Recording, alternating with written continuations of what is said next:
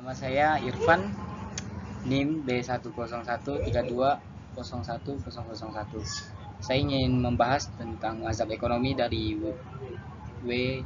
Rostow, 7 Oktober 1916 hingga 13 Februari 2003.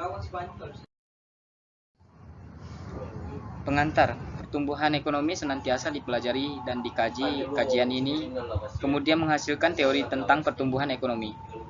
Teori pertumbuhan ekonomi berfungsi untuk menjelaskan mengenai faktor-faktor mekanis dan prasyarat tercapainya pertumbuhan ekonomi.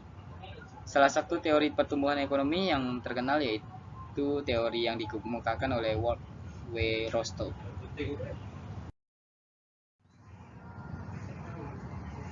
Biodata. Walt Whitman Rostow, 7 Oktober 1916 hingga 13 Februari 2003. Seorang ahli ekonomi dan politikus. Teori tahap-tahap pertumbuhan ekonomi dikembangkan oleh Rostow pada pertengahan 1950-an yang kemudian disebarluaskan melalui bukunya yang diterbitkan pada tahun 1960 dengan judul The Stage of Economic Growth, a Non-Communist Manifesto. Ia mendukung intervensi militer Amerika Serikat dalam Perang Vietnam. Ia juga dikenal atas teori dengan 5 tahap pembangunan ekonomi yang juga dikenal dengan teori tahap pembangunan W. Rostow.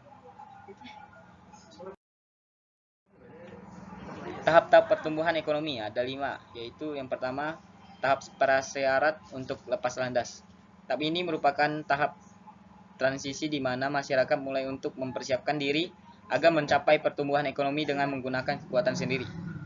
Satu hal yang perlu diingatkan, yaitu pertumbuhan ekonomi hanya akan tercapai apabila diikuti oleh perubahan-perubahan lain dalam masyarakat. Perubahan-perubahan tersebut berupa kemampuan masyarakat untuk menggunakan ilmu pengetahuan modern dan membuat penemuan-penemuan baru yang bisa digunakan untuk menurunkan biaya produksi. Selanjutnya, tahap tinggal landas. Tahap ini pertumbuhan ekonomi mulai terjadi. Sebuah pertumbuhan ekonomi harus terlihat dengan adanya suatu perubahan drastis dalam masyarakat. Contohnya adalah adanya resolusi politik, terciptanya kemajuan yang pesat dalam inovasi, serta terbukanya pasar-pasar baru.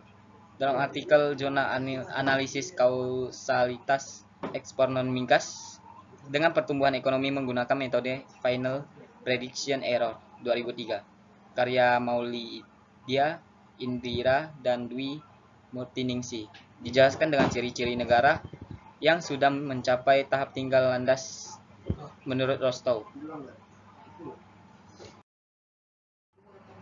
Selanjutnya yang ketiga yaitu tahap kedewasaan. Tahap kedewasaan adalah tahap di mana masyarakat sudah secara efektif menggunakan berbagai teknologi modern dan pada hampir seluruh sektor kegiatan produksi.